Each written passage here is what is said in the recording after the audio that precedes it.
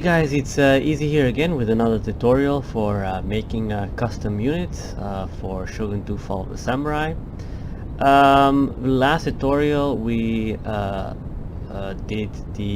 added or we used for the first time the units editor, and with the units editor, of course, as we have seen before, we can add unit parts from the vanilla game and whatsoever, and you can create kind of custom unit uniforms for your custom unit you made with the data tables. So last time, of course, we tested it and it worked pretty fine, but as you could see in the last tutorial, our icons didn't show up. It was entirely white.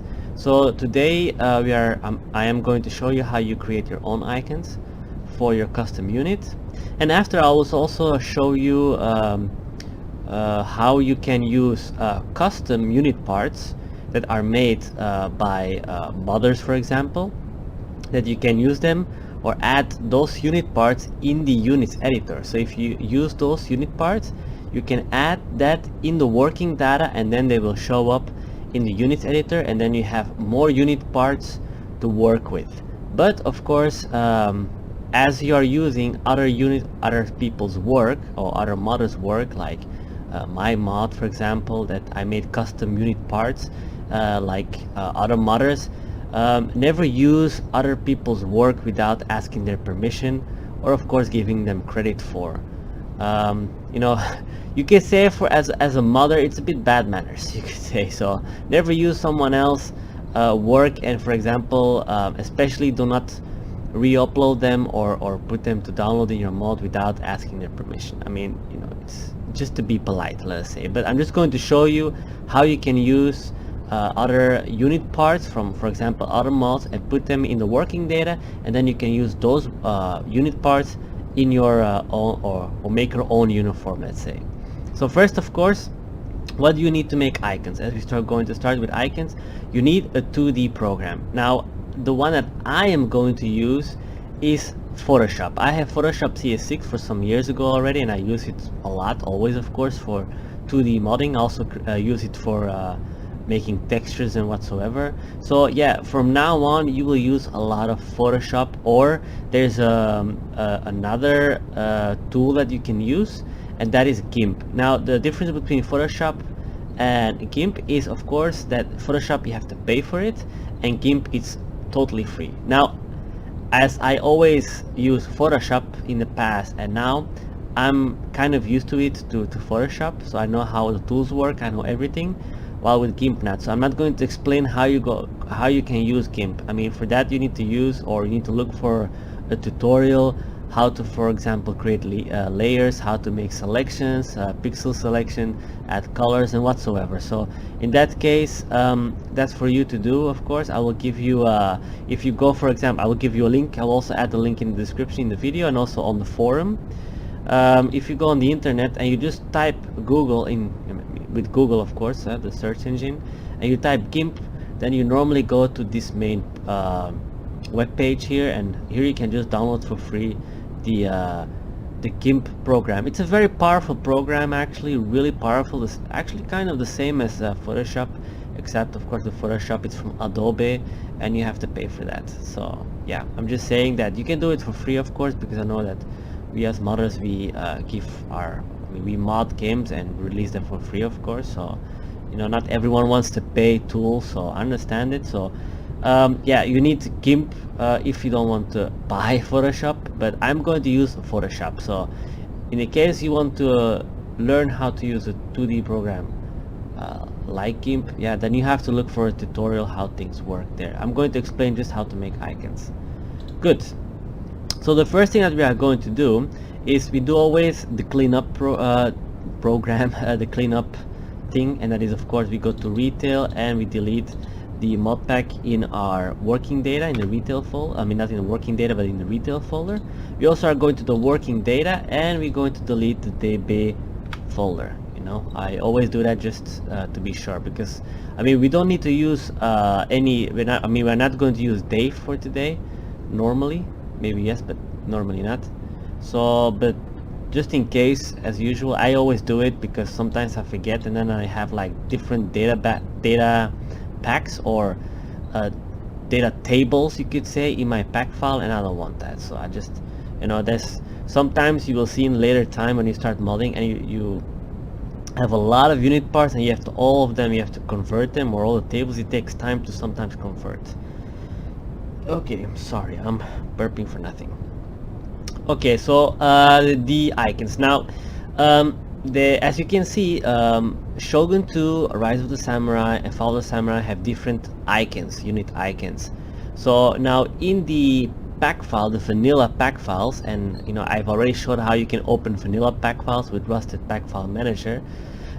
Somewhere there, I don't remember where very well, but I think it's somewhere in the UI.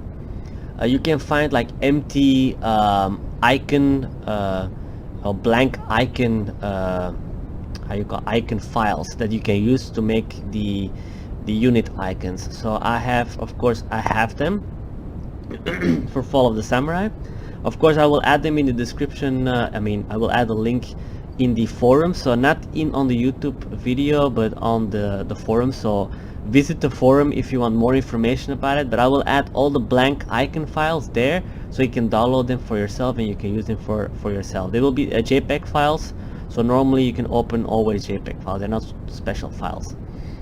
Okay, so what we are going to do first is we of course going to open back the units editor, and we know how to do that normally. So we go back to binaries, we go to tweak, we leave it open, we go to tools, unit editor, as we did before, we click on it, wait it until it loads a bit, and then we look for our uniform. So the one we did last time were the British, where was it again? French line, so it has to be above. Okay, British line, edit unit, and as you can see, this is the uniform we made. So yeah, you have an idea. That's the uniform we made, and yeah, it's pretty, you could say, simple, right? So what I'm going to do is I'm going to normally, if what was the color again? Let us go out of the units editor for the moment, because we need to know the color, because we need to put the color on the uniform. So we go back to tweak. So now we need to go to Dave, of course, so to see the colors, because I don't remember which colors they have. So we go to uniforms, uniform to faction colors to know the color that they are using in game. So the British line has 181 10 10. So I'm going to write it down, so give me a moment. So the primary color, primarily RGB, is, which value does it has? Okay, R is 181, G10, B10. The secondary one is 89, 89, 89, and the secondary one is, or the tertiary one, I'm sorry, is actually white. So 255, 255, 255. So I write it down so then I can use it for the units editor, because sometimes when you start using, or you're creating a lot of units, you just forget about the colors and then you have to write it down. Now for my mod, I always do, I will I don't know if I can show it here, but maybe I can show it to you what I do. Let me see, ship icons. Okay, go to unit parts. Okay, as you can see in my mod that that I created for Fall of the Samurai, I always create like a sheet, so then I know for sure, like, oh yeah, which color they have. So as you can see, it's a big one, you can see the primary color RGB, secondary color RGB. So I all write everything down, so when I'm in the units editor and I make like a lot of unit parts, I know which color they need, so I test it out always. So I write everything out here so I don't have to remember everything, otherwise it's a mess, especially when you make a lot of units. You just forget about everything. So I wrote down the colors that we are using in game. I'm going to close it here, not here but here, and then we go back to tools, back to units editor, and now we're going to look back for our uniform. It was the British line, so it must be somewhere here exactly, and we open it. Okay, so as you can see here in the down there, the colors, we're going to add the colors, it's 181. That's for the primary one. 10 and 10. The secondary one was 89, and it's all 89, so that's pretty simple. It's like a kind of gray type of color. Yeah, okay, and this is white. This is pretty simple. I just click here and that's white. So that's our unit that we have in game. So how do we make icons? It's pretty simple. We create a screenshot. So I'm going to put him here, for example. Okay, I put him here a bit straight. Okay, here, so I can make a nice screenshot of it. And here down you have like screenshot of, icon, screenshot, custom. I take custom because then I have a full HD picture that I can use for the icons, because we have different icon files. You have like for the info, you have the icons for the custom battles, or for the in battle icon. You have also the recruitment icons, so they all have different sizes. So it's always good to have a big size, so then you can always shrink it. And you just then click on take picture, and now you wait until he makes the picture. So it's pretty cool that the system has its own screenshot. So okay, it's saved. Okay, and we go out of the units editor. We go back to our modding folder, and in working data it creates a screenshot folder. So we click on it, and as you can see, we have here a screenshot of the unit. Now as you can see, we cannot use it really well because it has all purple, so we have to take all that purple out. And we're going to do that, of course, with a 2D program, and I'm going to use Photoshop. So I'm going to wait for it. Okay, so I'm going to open in Photoshop. So if you have Photoshop, of course you can follow along. If not, then, well, I'm sorry, then try to find the tutorial for GIMP, of course. But in theory, the one that we are going to do now is just pretty simple. So we go to the modding folder, to the working data, to the screenshot folder, and we open the file. You notice that the file is in Targa. So type is a Targa or TGA file, Targa file. So we double click on it, and as you can see, this will open. So what we want to do is, of course, we want to delete all the background color. So we just click on the you call it magic eraser tool. We click on it.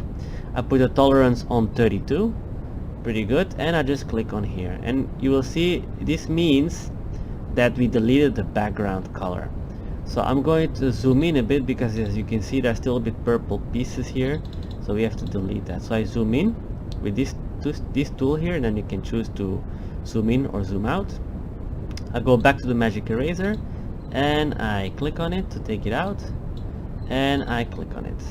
Okay, here you can see on the fingers they also have kind of, yeah, those, yeah, okay, those purple things. And as you can see on the fingers also, but of course if we shrink the unit, you don't see it that much, so I'm going to leave it like that. If you're a perfectionist, then very good for you, but I'm not. Okay, what are we going to do? Because of course it's going to save like the entire map, and I don't want that, because of course it's more memory and just too big. We don't need it. So what we're going to do is we're going to trim just the piece that we need. So I'm going to just select all of it, like selection, the square. You can use ellipse, single row, single column, but I will take the rectangular marquee tool. You can, this is for a single selection, this is for a multiple selection, this is for like unselecting parts of the selection, and this is intersection. So I'm going to take this one, so I have approximately everything, and I do copy. Now the reason why I do copy, that I will show you, if I, in most cases, not always, but in most cases, there's sometimes when you use the magic eraser tool, it doesn't delete all the small colored pixels. Sometimes it leaves some pixels available. So if I try to shrink it, in some cases it doesn't shrink entirely. Now I will try if this one works. So we go to image, and we're going to trim, and we say the based on transparent pixels, we click, and we say okay, and it looks like it works. So I don't have to, I can just delete the first layer.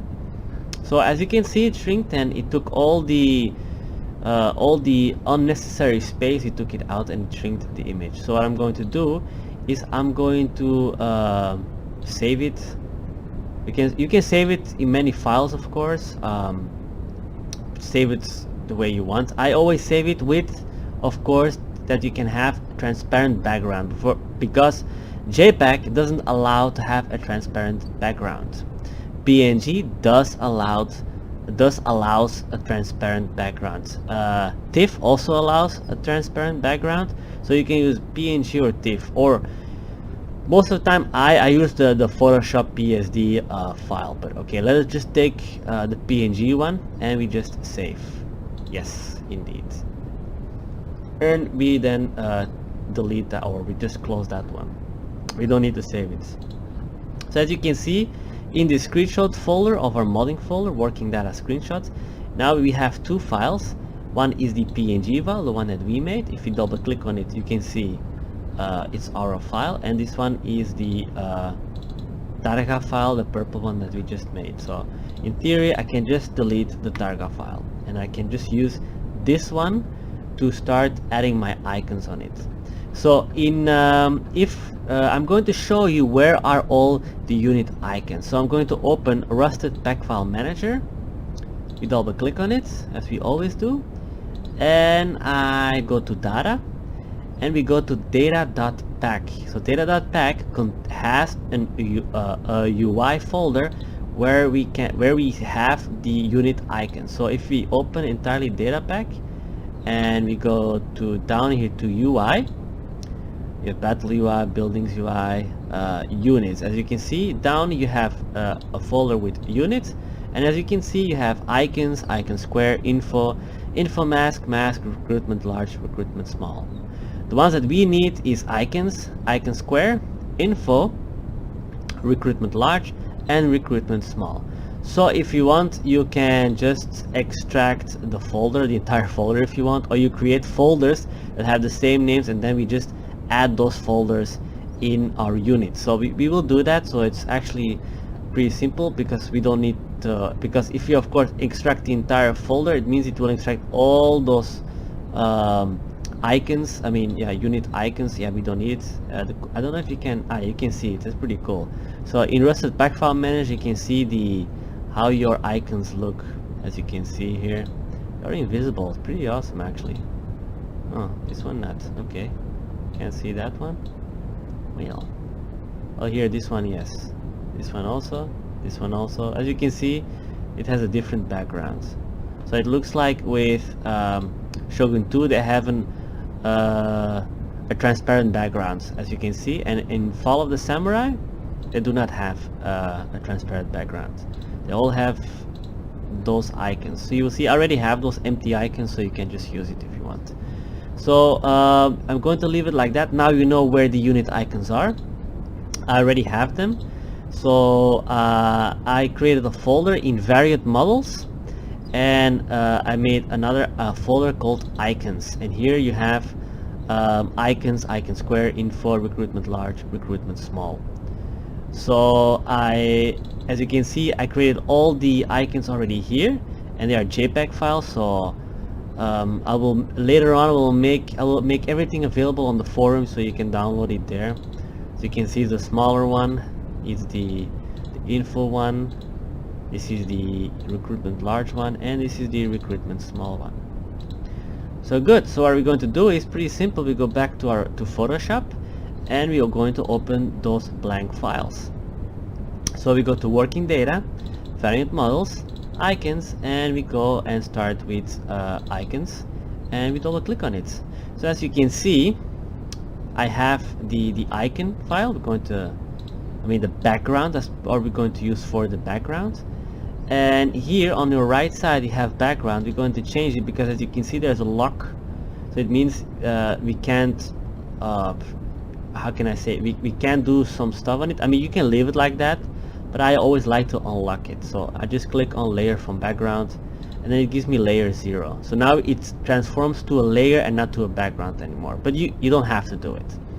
And what we are going to do is pretty simple. We go to file, and we push on, or we click on place, and then it means, or that means that we can add any images on top of it. Think about layers, layers. So this is layer 0, and this one, if we go now to screenshot where we made the uniform, we just double click on it, and as you can see, it will create a different layer. It's like above the layer but invisible. So I'm going to add it like here, and I say okay. So that's the unit. So pretty simple. And we say rasterize layer. Now I'm going to leave it like that, so then we can use it for a later moment. But if you zoom out, that's how it will show in game. So I'm just going to say okay, save as. Oh yeah, sorry, before we do that, now the way we save, the name that we need to use to save the icon is the same name of the uniform name that we are using in the table. So in uniform tables we created, or I mean the file name that we are using for the uniform has to be the same. So how do we know that, or how can we look for it? Well, we just go back to variant models and we go to units. And remember, we created last tutorial those you know, those .officer file, .standard file, .soldier file. Well, this one we're going to use, except until the dot. So we are not going to add .soldier or .standard bearer or .officer. We just double click on it, and I just select until here. So Boschim British Inf line infantry, and that's it. And I do then Control C to how can I say, to copy it. So I'm going to save as, and I'm going to call then this, and I'm going to call this that name here, Boschim British Inf line infantry, and we have to save it as a targa file, So just for you to know, a targa file. You will see later on, if we are going to start like creating textures or saving textures or whatsoever, that there are two most common files. Now sometimes I can't speak English, it's not my mother language, so I'm sorry, but the two common files to save texture files for Fall of the Samurai Shogun 2 or for the game itself is a .dds file and the .tga file or targa file. So just for you to know. So those are the two most common files, and we just save it in the icons folder, and we say 32 bits, remember, 32 bits per pixel, and we click OK, and we say no, because otherwise if we say yes, it will save that unit on our background. We don't want that, of course, because we want to keep the background. Okay, and now we go from icons to icon square, we open and we zoom in again. Okay, now I'm going to leave it locked. So as I said, we just put place, and we go to variant models. I'm sorry, we go to working data, we go to screenshot, and we go back to our unit. We can make it a bit smaller, a bit thicker, you could say. I don't know, like this. Okay, thicker, a bit thicker. Actually, yeah, it's actually like that, right? I think yes. So actually I made a little mistake there, so I have to go back. Okay, we save, and then we save it as before. Control V, line infantry, as targa, and we save. Okay, and we close and we say no. We go back to icons now, because it looks like I totally forgot that it has to go down. You cannot, it's the legs, you know, if you see the icons, you see that the legs are not showing in the icon ones, otherwise it seems a bit weird. So we go back to working data, screenshots, add our unit, and we put it a little bit down, and like this a bit up.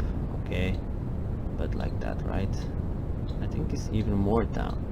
Yes, like this. Okay, I mean, you do whatever you wish, guys. I'm just giving an example. Okay, and we say okay, and then we say save as a targa file, Boschim British line infantry targa. We replace, perfect, and we say no, we don't save it. We open. Now we go to the info file. We zoom in again.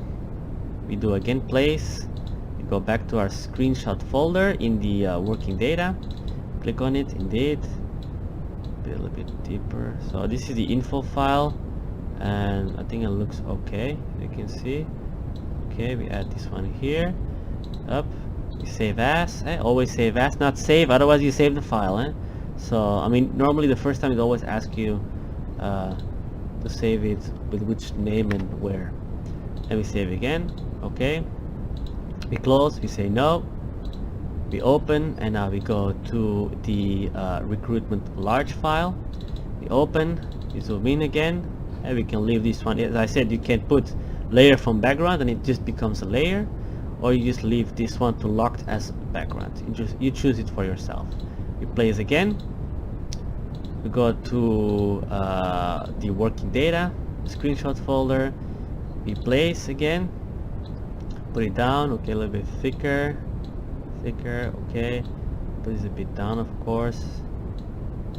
Okay, you can always extract those icon files, the ones that are pre-made, or the Shogun 2 ones, or Follow the Samurai ones, I mean, and then you can compare a bit how to perfectly align your units. I'm just giving this example, of course. So we save as, and then again as the Targa file, and we save again as the Boshin British Line Infantry, the same file name as the uniform name that we use, the file name that is in the uniform name, not the uniform name, the file name that the uniform is using, you could say, the 3D file that we created, the .unit variant file.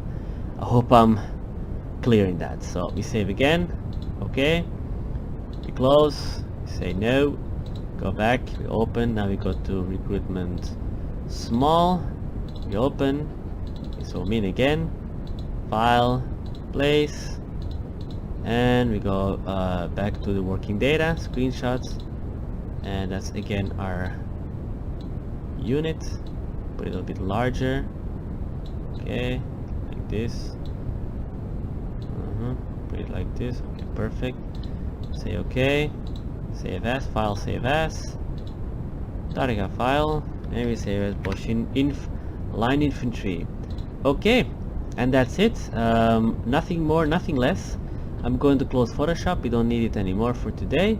I hope you have seen that that is the way how you can use it. It's pretty simple. So I think if you ever use Photoshop or GIMP, it goes pretty fast. Of course, if you have a lot of units, you have to make a lot of screenshots from every unit, then yeah, of course it takes a bit more time. But here we just just show how you can do it. So now we close Photoshop, because in theory we don't need Photoshop anymore. Now what we're going to do is we're going to open Rusted Pack File Manager, because of course we want our new custom icons to appear on our custom units. So we're going to open our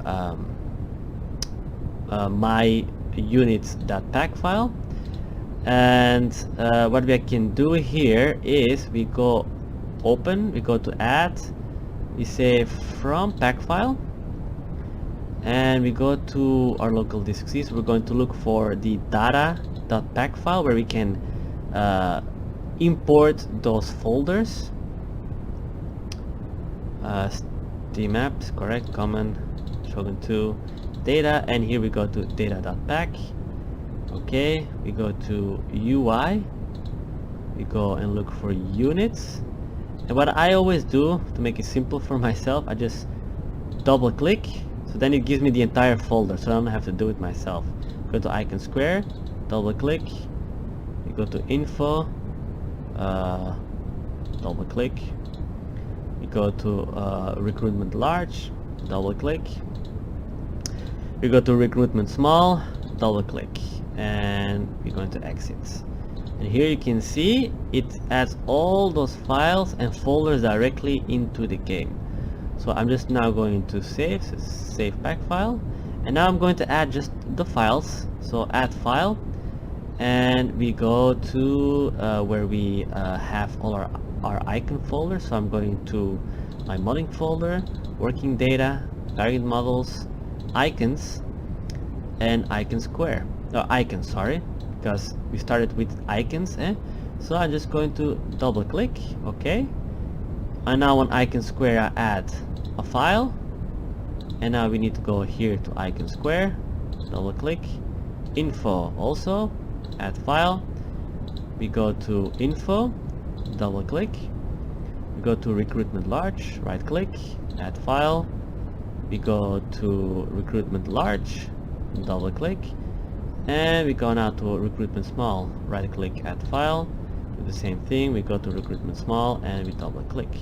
And we can then, if we want, we can delete this one, the files that we are not using, because they are just vanilla files, so there's no need to add extra data or extra files that are already in the data in the vanilla game, because then our pack files become, our pack files, of course, the more things we add in our pack files, the bigger it becomes. So if you ever want to add it, if you want to add that, how can I say, that mod, you could say, on the Steam Workshop, remember that at the Steam Workshop you only have 100 megabytes max per upload.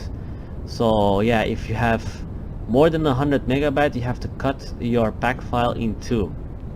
So you have to create two pack files, so then both of them are not or do not exceed 100 megabytes. So just for you to know, the same did as I did with my first mods. I have like in 17 pieces or something. So we delete the ones we don't need. Okay, Ashigaru this, Ashigaru Art European, and we delete. And now we do back and we save the pack file.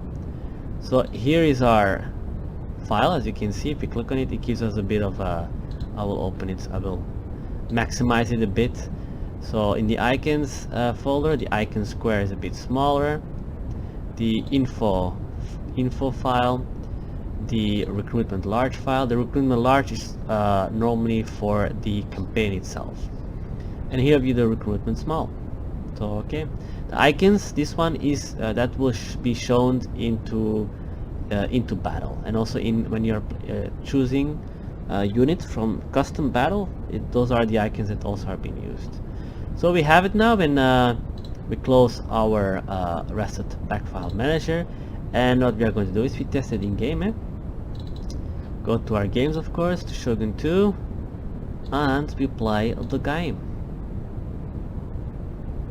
And now we go back. Okay, it's already enabled our mod pack, my units.pack. Minimize it, and now we go to our favorite part again, the long Shogun 2 reload. Every time when you see this arrow here, when it starts loading, and the arrow appears, it means most of the time that everything is correct. Sometimes it starts loading and you crash directly before the arrow comes. It means, of course, that there is an issue. So that's already an idea how things work. But normally if the arrow appears, it normally works fine. Not always, because there are some things like textures. Not all textures or not all uniform found that just crash in game. They just some things can crash just in custom battle, but not in the main game. So if, for example, the main game can still pop up, you can say. Okay, we go to single player, we go to custom battle, and as you can see, here is our British Line Infantry. Pretty cool, right? So you made your own icon, and as you can see, the background is kind of the same. And if you click on it, you can here see the British Line Infantry. This is the square icon file, you could say. So yeah, you can make now your own icons. It's pretty cool, right? If you make custom units, you can make custom icons. Let me see if I can test it, so then you can also see it in game. That's all. We have to delete all the stuff, of course.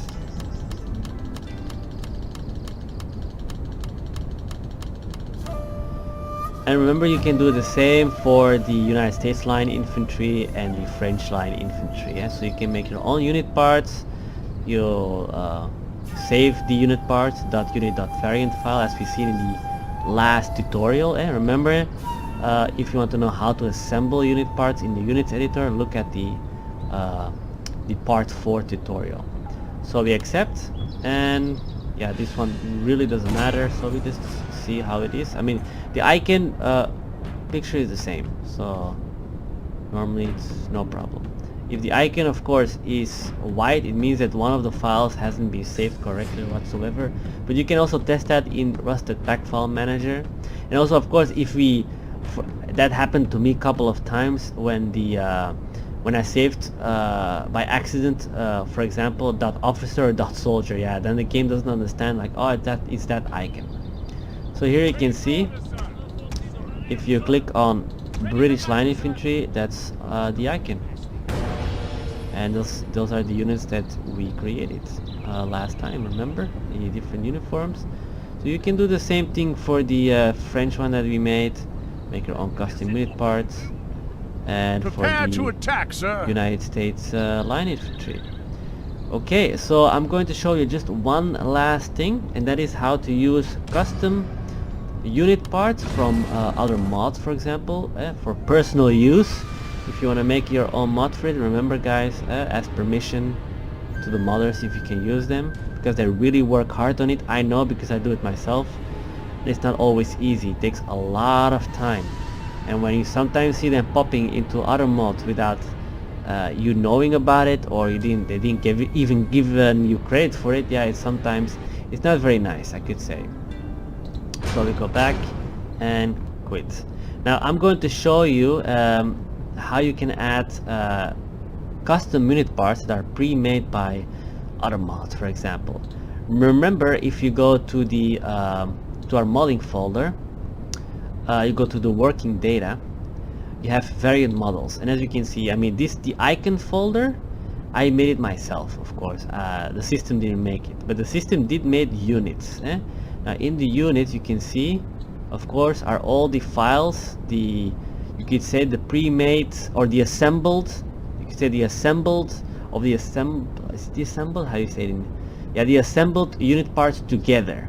But you also have a folder that are the how can I say, the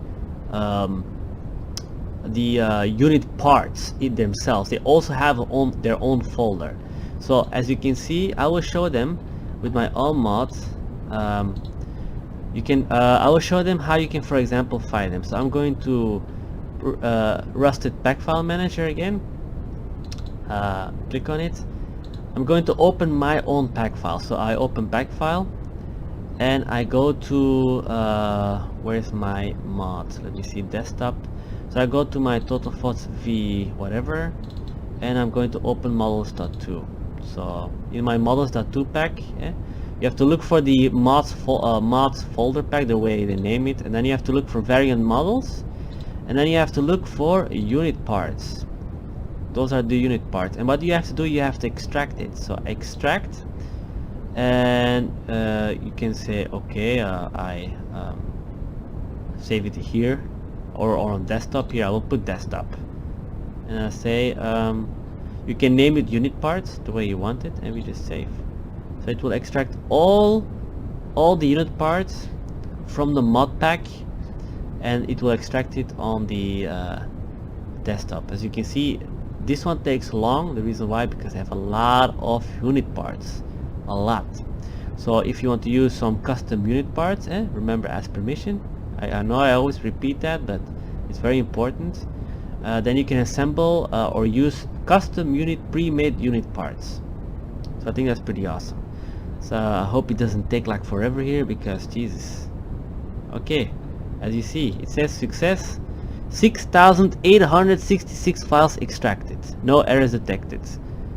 Okay, so we then close it, and here you have unit parts, and they have all like their 3D units. So what I'm going to do is I'm going to copy or cut it, whatever you wish with it. Copy, I put it, copy, and I add them. If we are in our modding folder, you add them in our working data, variant models, and we just paste them here, and then wait until it's all been pasted. So you can see mine is very big, because of course it's a lot of unit parts. So sometimes you have other mods that they that other modders made for example, Radius, I don't know, it's pretty famous, Darth mode, I don't know, they have like their own maybe unit parts or whatsoever. It's the same thing. You have to go into their pack files, modded pack files, and find variant models, unit parts, and then extract the unit parts. So here, excuse me, I add the unit parts in the working data. So now I'm going to open back the units editor. So go to tweak, and we go to the units editor, and now we go to our British line infantry, the one that we made. Okay, edit units. Okay, so it opens, and now go to schema, and here you can see now you have the ones that I made, pre-made, Eastern, Horse, Western, blah blah blah. We go to West, we say no. What we are going to do, I'm just going to show you because sometimes it gives a bug. We delete everything. It's just an example, guys. So you delete everything, and don't save it, of course. It's just an example. And then we go now to say Western. Okay, and then we take, for example, the one I made, the Hussar, the French Hussar, and as you can see we have a different uniform. Or we take a Russian uniform, or we take a long French one. This is a mask file, and the other ones have already pre-made colors. It means you cannot add different colors to it. The way you know that you can add colors to it is when they are black. You can see in primary color, if I make them red, as you can see, it becomes red. So that's the one I made. So, and here is a medium uniform. I mean, there are many of them. As you can see, it's like really a lot that I made for the game itself. I could use a lot of pre-made unit parts made from Mountain Blade. I think Blood and Iron mod, and a lot of them. So of course they were in a different 3D formats. I had to convert everything. I had to make, I mean, it was not very easy. That's why I'm saying it takes a long time, because I had to make some adjustments and whatsoever. I had to make my own mask file. Yeah, it was crazy. So as you can see, I'm just using mine. We go to heads, for example.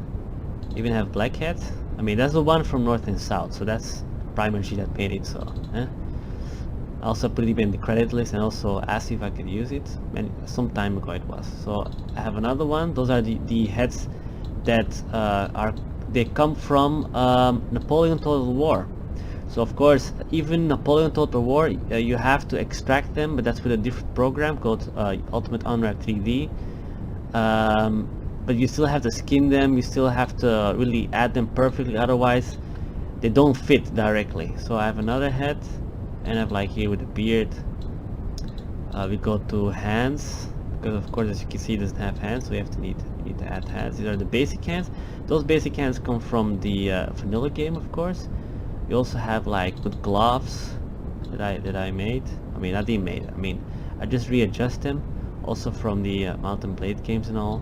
I mean, I just had to add or skin them a lot, so it was not very easy.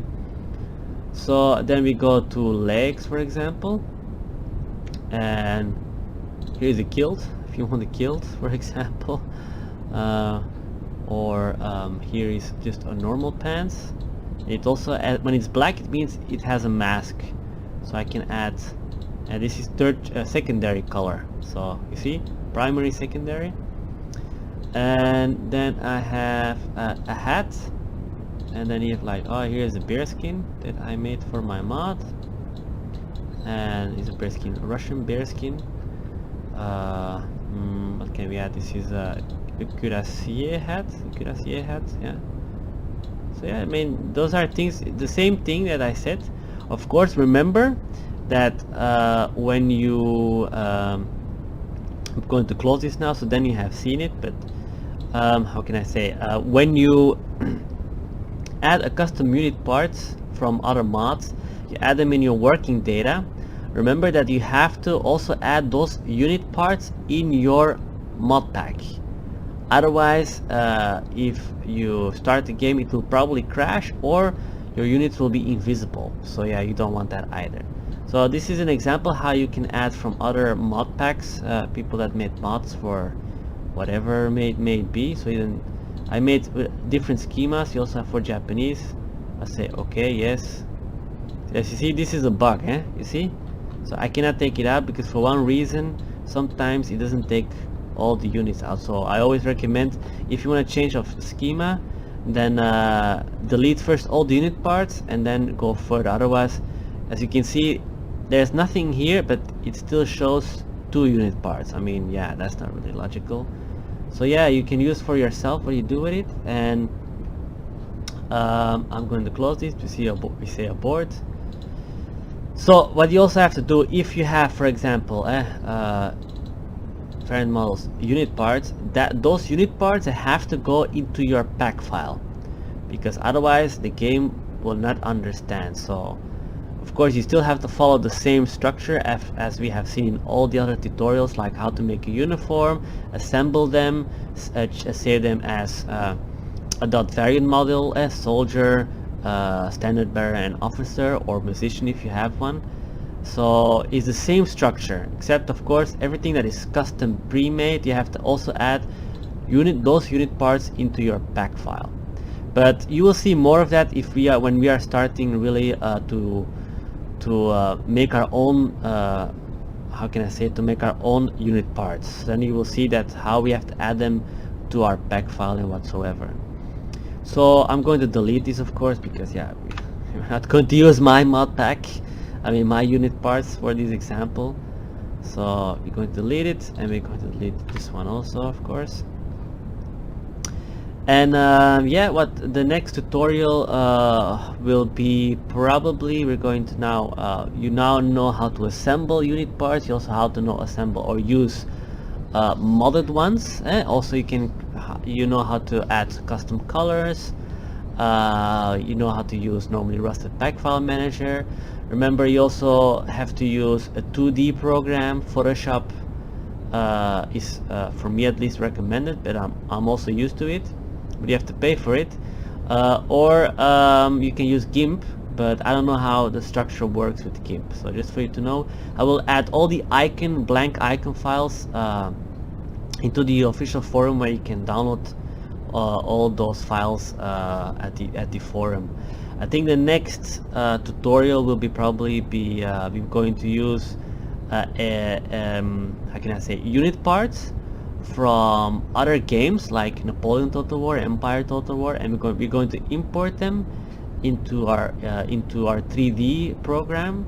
So from now on we are going to do more advanced part of this tutorial here the next time if I make the tutorial, because then you really need you really need a 3D program. You are obligated to have 3ds Max, and the reason why you need 3ds Max is 3ds Max 2010, and that's a really late version. I hope you can find a student version, but I'm not really sure. So just for you to know, you need 3ds Max 2010, 100%. It's recommended to also have 3ds Max 2013. So because the models that are pre-made by the Creative Assembly, they are all made in 3ds Max 2013.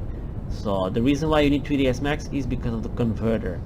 The official modding tools only support 3ds Max 2010. There is no other program like Blender, like Cinema 4D, or other programs. They don't support it. So sadly, you need to use 3ds Max. So the next tutorial will be about how to import.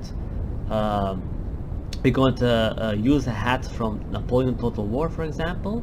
And I'm also going to show you about the texture maps. Maybe we can add different color and whatsoever to it. So we're going to use a Shaco from Napoleon Total War. We're going to import it or extract this as a static 3D file, and then you will see with the skeleton files, and it will be pretty advanced from now on. It will not be more like doing small stuff. It's really now you need 3ds Max 2010 to extract models from, for example, Napoleon or Empire Total War.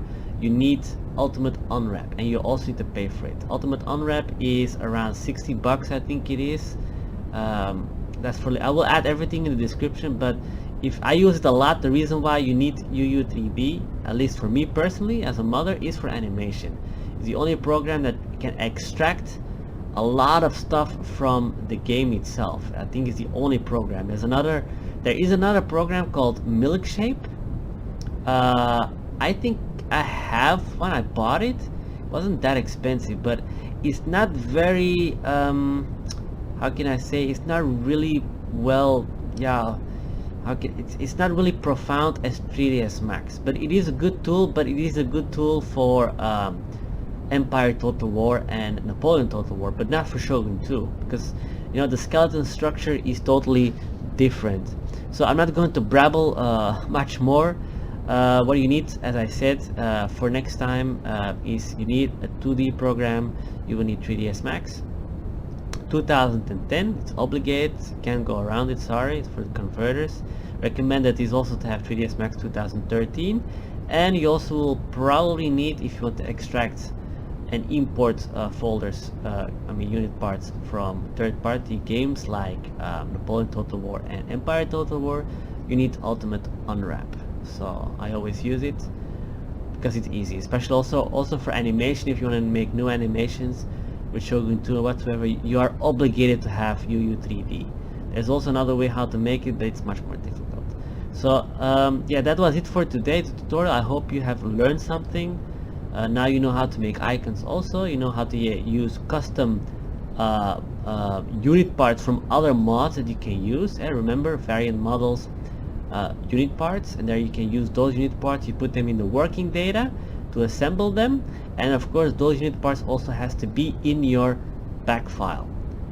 Okay, so yeah, I hope you learned something, and if you want to support me on Patreon, you can always support me there, and also of course on the channel itself by a like, and also of course by commenting. If you have any questions, you can always go to my official forum and ask questions there, or you can go to my Discord, especially for multiplayer battles that we sometimes do.